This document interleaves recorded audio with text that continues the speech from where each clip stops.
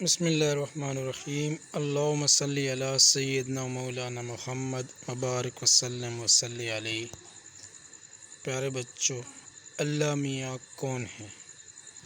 آپ نے کبھی سوچا ہے کہ یہ زمین کتنی بڑی ہے؟ اس پر کتنے ملک، کتنے شہر اور کتنے گھر اور کتنے پہاڑ اور کتنے جانور اور کتنے انسان آباد ہیں۔ طرح طرح کے آدمی اور طرح طرح کے جانور اس زمین پر چلتے پھرتے ہیں۔ نہ آدمیوں کی کوئی حد ہے، نہ جانوروں کا کوئی شمار۔ پھر زمین پر بڑے بڑے اور اونچے اونچے پہاڑ ہیں جن کی اونچائی کی کوئی حد اور حساب نہیں۔ پھر اس زمین پر ہزاروں بلکہ لاکھوں قسم کے درخت اور پودے ہیں جن کی بناوٹ، انداز اور ان کی ہر چیز دوسرے سے مختلف ہے۔ پھر اس زمین پر دریاؤں اور سمندروں کے پانی کا ایک سلسلہ ہے اور سمندروں کے اندر طرح طرح کے جانور۔ پھر آپ آسمان کی طرف دیکھیں جو ہمارے سروں کے اوپر بغیر کسی ستون کے ٹھہرا ہوا ہے، اور پھر سورج کو دیکھیں جس کی وجہ سے پوری دنیا روشن ہوتی ہے۔ اگر یہ سورج نہ ہوتا تو ساری زمین ٹھنڈی ہو کر برف کا ایک گولا بن جاتی اور انسانوں کی زندگی کا اس پر نام و نشان باقی نہ رہتا، اور اندھیری رات میں چمکنے والا اور آنکھوں کو ٹھنڈک دینے والا چاند اور آسمان پر چمکنے والے ننھے منھے چھوٹے چھوٹے لاکھوں ستاروں پر نظر ڈالیے۔ ذرا سوچئے، ان چیزوں کو بنانے اور پیدا کرنے والا کون ہو سکتا ہے؟ ظاہر ہے ان کو بنانے اور پیدا کرنے والا کوئی چھوٹی موٹی طاقت کا مالک نہیں ہو سکتا، بلکہ بہت بڑی طاقت والا ہی ہو سکتا ہے۔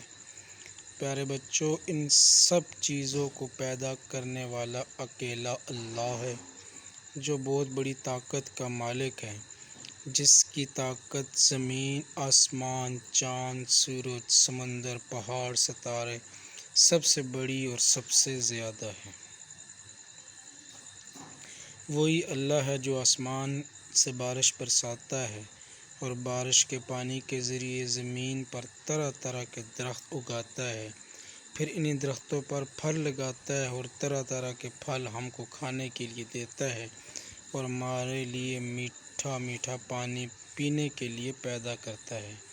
اسی طرح ہم جب بیمار ہوتے ہیں تو یہ ہمارے اوپر کوئی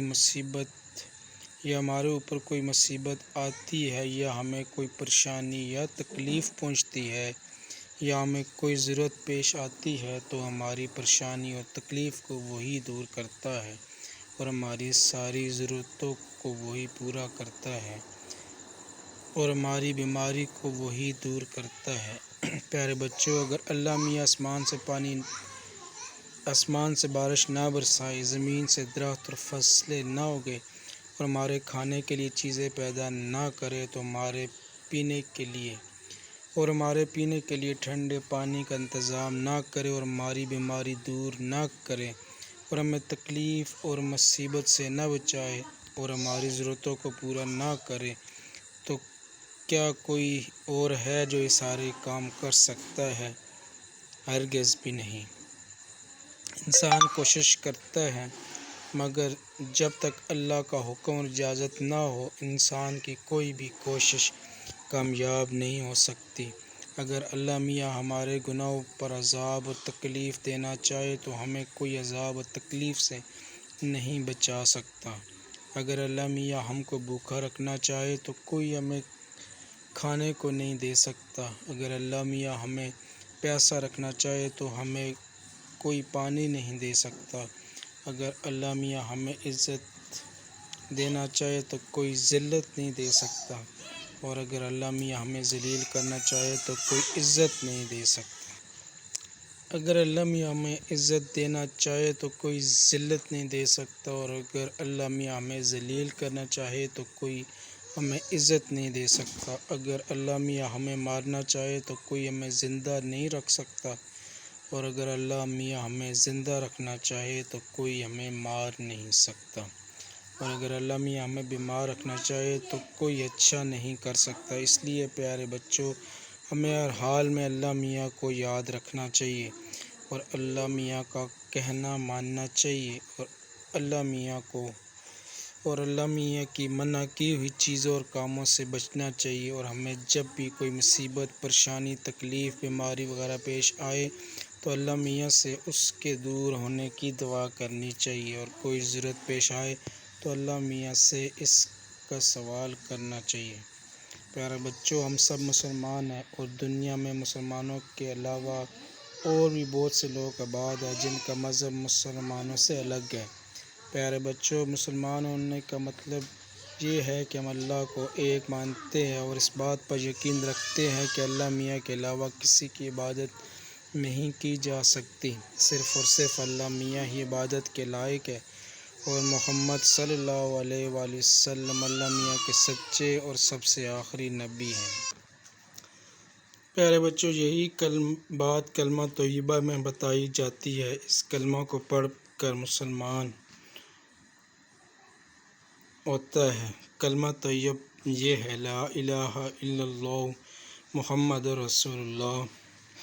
اس کلمے کے معنی یہ ہے کہ اللہ کے سوا کوئی عبادت کے لائق نہیں، اور محمد صلی اللہ علیہ وآلہ وسلم اللہ کے رسول ہیں۔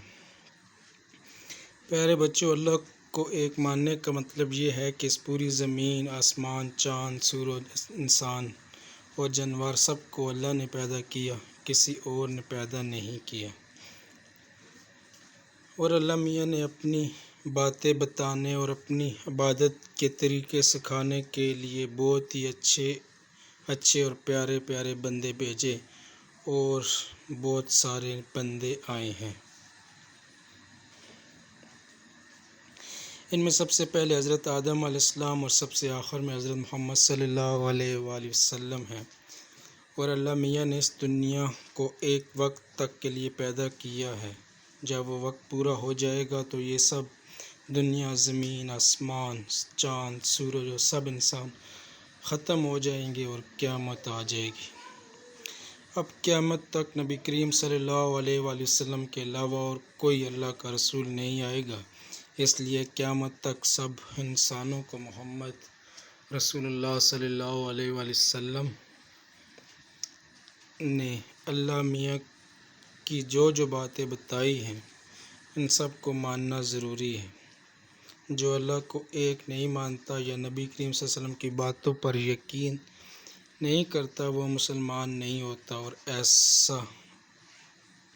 اور ایسے بہت سے لوگ دنیا میں رہتے ہیں، اور جو مسلمان نہیں ہوگا اسے اللہ میاں مرنے کے بعد آگ میں ڈالیں گے، وہ آگ سے کبھی بھی نہیں نکلے گا۔ اور جو مسلمان ہیں اگر وہ نیک اور اچھے اعمال کرتے ہیں اور اللہ میاں کی مرضی کے خلاف کوئی کام نہیں کرتے، وہ مرنے کے بعد بہت اچھی جگہ جائیں گے جیسے جنت کہتے ہیں۔ طاقت والا، عظمت والا میرا مولا سب سے اعلیٰ، ہر ایک نعمت دینے والا، سب سے اونچا، سب سے اعلیٰ، تو ہے آقا، تو ہے مولا، طاقت والا، عظمت والا۔ کمنٹ سیکشن میں آپ نے ان سوالوں کے جوابات دینے ہیں اور غور کرنا ہے کہ زمین، آسمان، چاند اور سورج کو کس نے پیدا کیا؟ آسمان سے بارش کون برساتا ہے؟ عزت اور ذلت کون دیتا ہے؟ ہمیں ہر حال میں کس کو یاد رکھنا چاہیے؟ ہمیں دعا کس سے کرنی چاہیے؟